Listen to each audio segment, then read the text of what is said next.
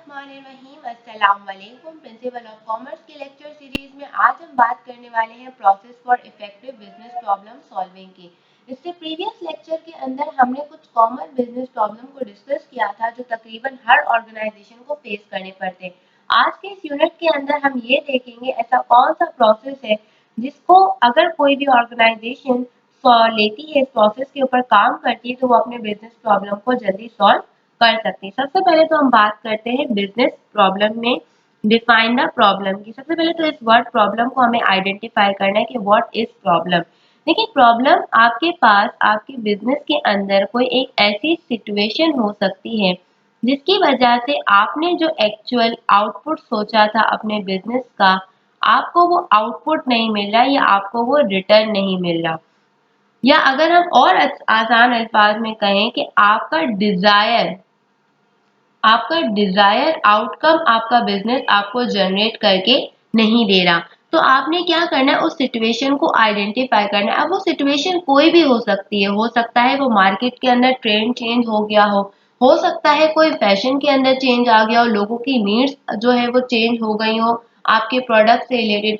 हो सकता है आपको कॉस्ट एडवांस आपने जो है वो कॉस्ट अपने बिजनेस के अंदर वो बहुत ज्यादा आप कर रहे हैं, ठीक है, अननेसेसरी एक्सपेंसेस है। तो ये बहुत सारे प्रॉब्लम है जो आपको एक्चुअल आउटपुट या रिटर्न जनरेट करके नहीं देखते। या साथ में आप ये भी देख सकते हैं कहीं ये प्रॉब्लम ऐसा तो नहीं है कि आपके इंटरनल ऑर्गेनाइजेशन के अंदर ही वो लोग काम करने वाले लोग क्रिएट कर रहे हैं या आपके सिस्टम में आपकी पॉलिसीज में प्रोसीजर में कोई चेंज चेंज करने की नीड है। तो आपने सबसे पहले तो उस प्रॉब्लम को आइडेंटिफाई करना है। इसके बाद नेक्स्ट है ये प्रॉब्लम आइडेंटिफाई कैसे होगी। ये प्रॉब्लम आइडेंटिफाई हो सकती है सॉर्ट एनालिसिस से। यहाँ हम सेपरेटली सॉर्ट एनालिसिस को समझते हैं। ये सॉर्ट की सबसे पहले हम बात करते हैं सॉर्ट में स्ट्रेंथ की। S stand for strength.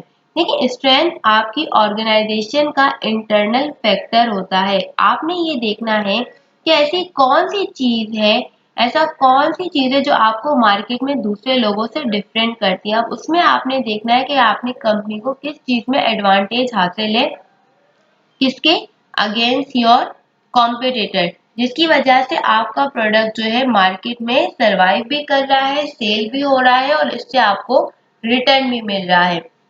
ठीक है, तो आपने अपनी कंपनी की स्ट्रेंथ को आइडेंटिफाई करना है। देन आपने जाना है वीकनेसेस की तरफ।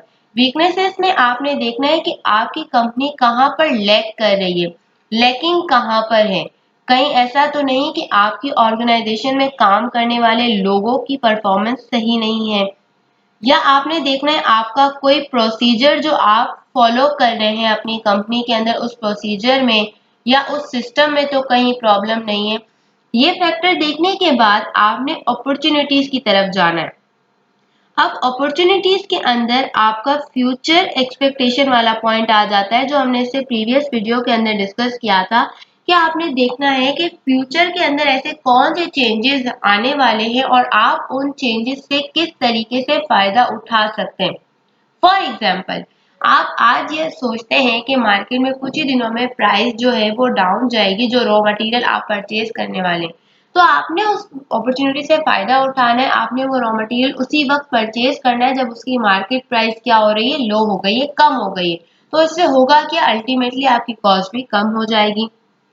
अगर आपको लगता है कि कोई ऐसी टेक्नोलॉजी मार्केट के अंदर जो है वो अपकमिंग आने वाली है जो इससे पहले कोई यूज नहीं कर रहा, तो आपने इस अपॉर्चुनिटी को अवेल करते हुए उस टेक्नोलॉजी को फौरन अपने बिजनेस के अंदर इंक्लूड करना है ताकि आपको अपने कॉम्पिटिटर के अगेंस्ट क्या हो सके, एक एज मिल सके, फायदा मिले। फिर हम बात करते हैं थ्रेड्स। थ्रेड हमारे पास क्या, ये भी हमारे पास आउटसाइड यानी कि आउटसाइड फैक्टर है। ठीक है, अगर हम देखें आउटसाइड फैक्टर है, ठीक है, या अगर हम इसको और कहें एक्सटर्नल, अच्छा वर्ड अगर हम यूं कह सकते हैं कि एक्सटर्नल फैक्टर है जो कि आपको, जिस पर आप कंट्रोल तो नहीं कर सकते, रोक नहीं सकते, सॉरी, रोक नहीं सकते, लेकिन आप उसको कंट्रोल कर सकते हो। अब आप उसको कंट्रोल कैसे कर सकते हो सकता है आपको ये लगता है कि मार्केट में मेरा कॉम्पिटिटर जो है वो प्रोडक्ट क्वालिटी पे बड़ा काम कर रहा है, ठीक है, अब ये आपके लिए थ्रेट है क्योंकि अगर वो अपने प्रोडक्ट की क्वालिटी को बहुत इंप्रूव कर रहा है, एडवर्टाइजमेंट अच्छा कर रहा है, तो आपने इस फैक्टर को कंसीडर करते हुए आपको लगता है कि ये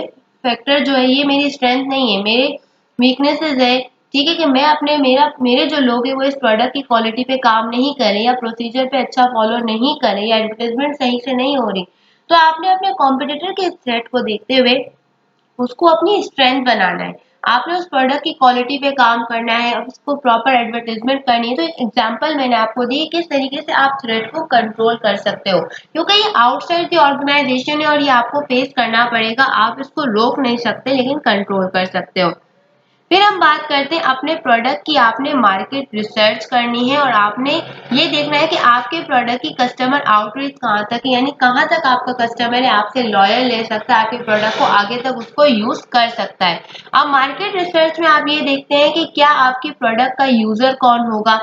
ठीक है, आप मार्केट सेगमेंटेशन देखने हैं, आपने प्रोडक्ट आप किसके लिए बना रहे हैं, आपने ये देखना है आपके प्रोडक्ट की वर्थ कितनी है, मार्केट में उसके ऑलरेडी कितने सब्स्टिट्यूट मौजूद है, आप अपने कस्टमर रिटेंशन कहाँ तक अपने प्रोडक्ट की रख सकते हैं, ये आपने देखना है। और लास्ट पॉइंट है इम्प्लीमेंट। अच्छा, अक्सर एक इशू ये आता है हमारे बिजनेस प्रॉब्लम के अंदर कि हम बहुत ज्यादा टाइम जो है वो सोचने में लगाते हैं, प्लानिंग, हम प्लानिंग बहुत ज्यादा करते हैं, लेकिन एट द एंड क्या होता है कि जब इम्प्लीमेंटेशन की बात आती है तो आप वो इम्प्लीमेंट नहीं करते। तो होता है कि उस प्लानिंग के अंदर जो आपने इतना टाइम लगाया, आपकी जाहिर सी बात है आपने टाइम आपने जो सोचने पे लगाया, हो सकता है कॉस्ट भी लगी हो, आपने कोई मीटिंग वगैरह अरेंज की हो, लोगों को आपने गैदर किया हो, जमा किया हो और आपने उनसे वो फैक्टर्स पूछे हो अपनी ऑर्गेनाइजेशन के ही लोगों को, तो वो कॉस्ट भी डेफिनेटली लगी होगी, लोगों को जमा करना, बिठाना और एक मीटिंग भी अरेंज करना। तो वो सारी कॉस्ट भी आपकी प्लानिंग, टाइमिंग, ये सारे फैक्टर्स जो है वो क्या होते हैं, इंक्लूड होते हैं। तो आपने जो भी अगर प्लानिंग की है तो उस पर इम्प्लीमेंट भी करना है, उस सॉल्यूशन पर हो। इंशाल्लाह नेक्स्ट वीडियो के अंदर हम पास्ट पेपर का एनालिसिस करेंगे। हमारे इस यूनिट के अंदर तीनों टॉपिक जो है वो हमने कवर कर लिए हैं। नेक्स्ट वीडियो में हम देखते हैं कि इस यूनिट से रिलेटेड पास्ट पेपर का कौन सा क्वेश्चन है जो पेपर में पूछा गया है। टिल